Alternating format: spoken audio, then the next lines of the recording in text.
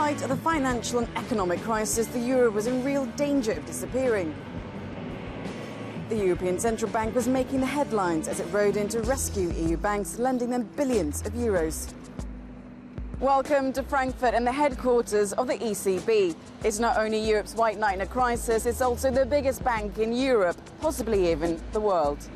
Let's take a look at how it all began. Even though the very first euros came into circulation on the 1st of January 2002, the European Central Bank itself opened its doors back in June 1998, with its first president, Wim Duisenberg, a former president of the Central Bank of the Netherlands. It was the fall of the Berlin Wall in 1989 that would give a boost to the creation of the European single currency, and so to the ECB. In fact, the bank took over from the European Monetary Institute that was created in 1993 under the Treaty of Maastricht. Today, it's the European Central Bank that's in charge of issuing the euro and managing the Eurozone's monetary policy. Between 2003 and 2011, Frenchman Jean-Claude Trichet was at the helm of the European Central Bank, followed today by its current president, Italian Mario Draghi. He should remain in the post until 2019.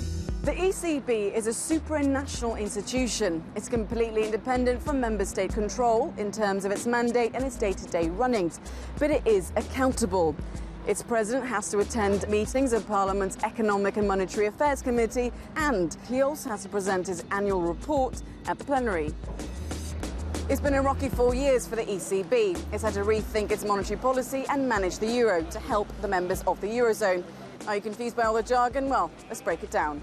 Price stability is seen as the big goal of the ECB. Maintaining the price of goods and services helps prevent inflation. The ECB tries to maintain that the rate of inflation is close to or below 2%. Targeting interest rates is a short-term tool. We can see that back in 2008, the cost of borrowing was around 3.5%.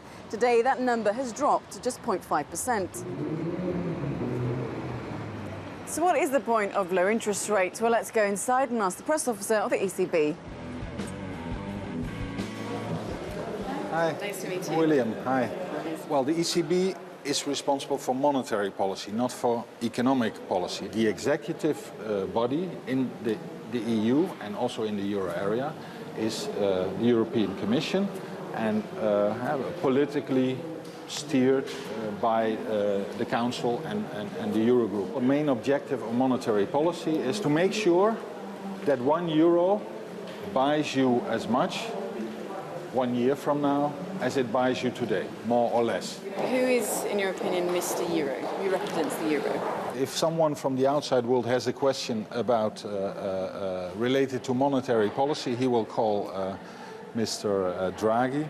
If he has a question about, let's say, the political side of the euro, he will call Mr. Dijsselbloem, the Dutch finance minister and Eurogroup president. So maybe there are two Mr. Euros. Every month, the president of the ECB holds a press conference after a governing council where he sets the interest rate. Let's take a look at what he has to say. Let's follow him. Flanking Mr. Draghi at the press conference is the ECB's vice president, Victor Constancio. He's one of the 6 members of the ECB's executive board that oversees the day-to-day running of the bank. The job is a pretty prestigious one, but currently not a single woman on the board. But there was one till 2011. So no change in interest rates today. Did you know that the ECB doesn't have its own vault, a bank without money? How strange. But you can find Draghi's signature on the back of some banknotes. For the ECB to function properly, it needs to maintain its status as a financial watchdog for the Eurozone. And in the future, that's going to take place just over there at the ECB's new and revamped building. But this could get difficult under plans for a banking union.